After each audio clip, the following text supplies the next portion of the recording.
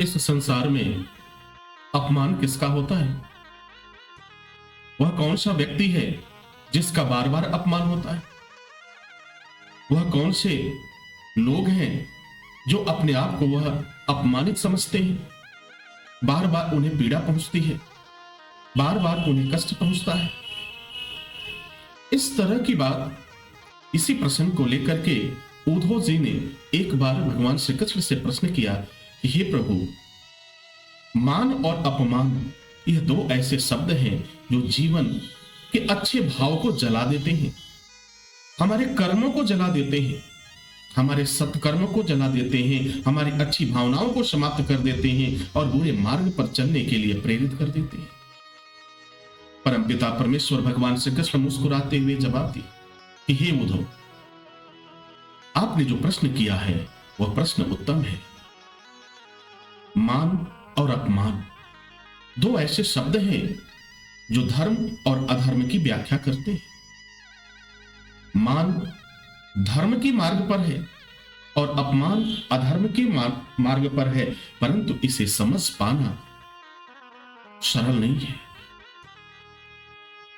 परंतु जिस उद्देश्य से आपने मुझसे यह प्रश्न किया कि मान और अपमान, मान तो हुआ, तो मान अगर आएगा तो आपके जीवन में अभिमान भी आएगा, अहंकार भी आएगा।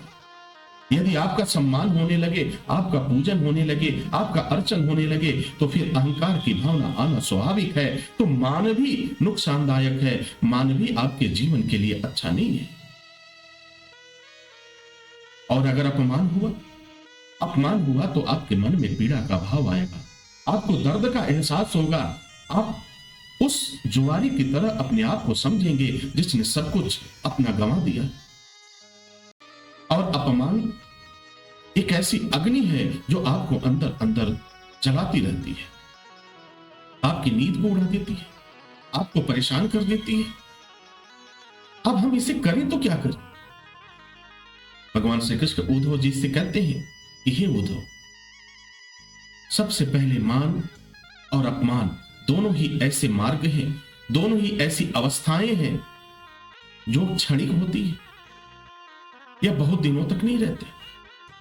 परंतु यह निर्भर करता है उस व्यक्ति विशेष पर कि वह मान को स्वीकार करता है या नहीं। उस व्यक्ति विशेष पर निर्भर करता है कि वह अपमान को स्वीकार करता है या नहीं। उद्धव जी ने प्रश्न किया कि हे प्रभु, मैंने आपके इस मंतव्य को, आपके इस गूढ़ रहस्य को मैं समझ पाने में असमर्थ हूं, मैं नहीं समझ पा रहा हूं। कृपा करके मुझे दूसरे सरल भाषा में समझाने का प्रयत्न करें, क्योंकि मैं तो आपका दास हूं और समझने में सामर्थ्यवान नहीं हूं, असमर्थ हूं।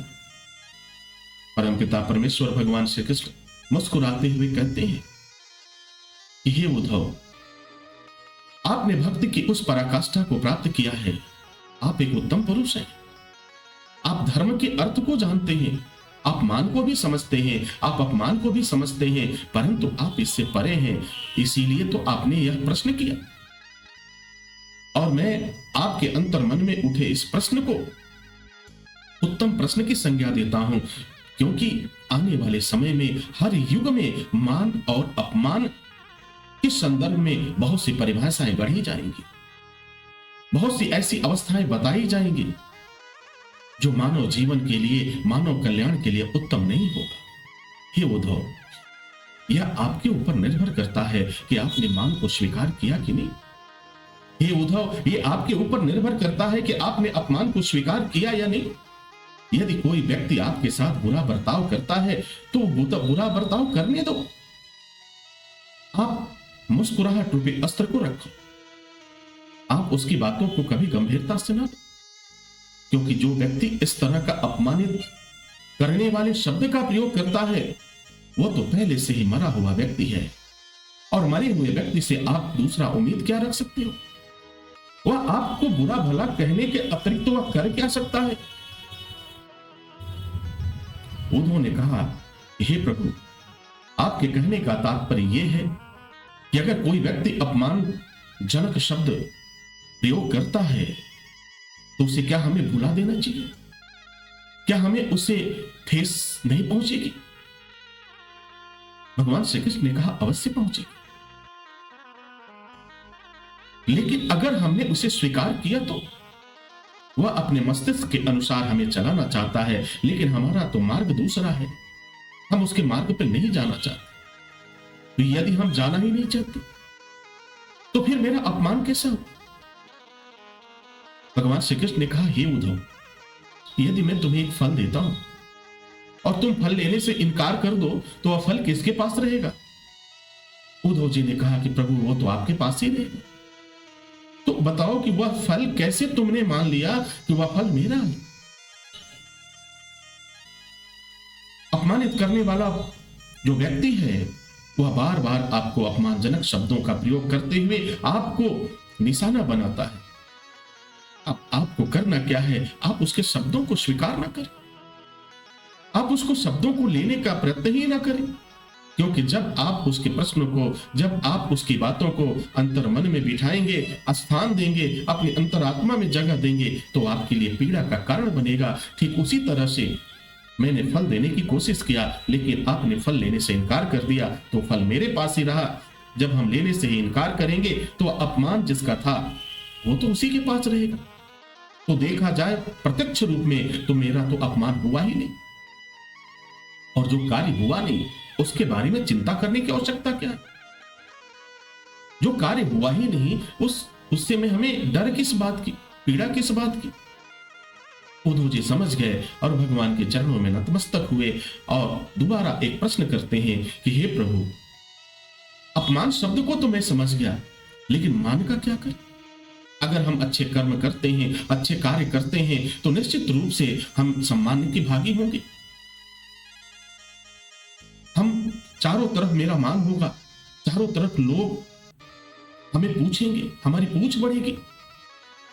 भगवान श्री कृष्ण ने कहा कि जितना अपमान शब्द जो है मनुष्य के जीवन में अहंकार के लिए घातक है, उतना ही मान शब्द भी, सम्मान शब्द भी आपके लिए घातक है।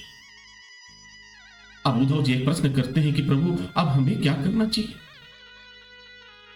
तो भगवान श्री कृष्ण कहते हैं कि हे उद्धव, बालपन की उस बात को याद रखो, याद करो। बालपन की उस अवस्था को याद करो जब तुम बच्चे थे। कोई कुछ भी कहता था, तुम्हारे अंतर मन पे उसका कोई प्रभाव नहीं पड़ता था, क्योंकि तुम्हारा उस समय मन एक कोरा कागज था, निर्मल मन था। और जैसे जैसे ये जीवन की गति, जीवन की गाड़ी आगे बढ़ती गई, वैसे वैसे कहीं ना कहीं मन मलिन होने लगा। मन में कई तरह के भाव आने लगे, कई तरह की अवस्थाएं आने लगी, जिससे हम गलत और सही के तराजू में तौलने लगे। तो बालपन की अवस्था में किसी भी बालक को मान और अपमान से कोई मतलब ही नहीं होता। वो तो सिर्फ दो ही बात जानता है, मुस्कुराना जानता है, खेलना जानता है, और भूख लगने पर वो खाना जानता है। तकलीफ होता है तो वो सिर्फ रोता है। और इस प्रश्न का अगर उत्तम दृष्टांत दिया जाए तो आप देखो, पवन पुत्र हनुमान को देखो, हनुमान जी महाराज को देखो।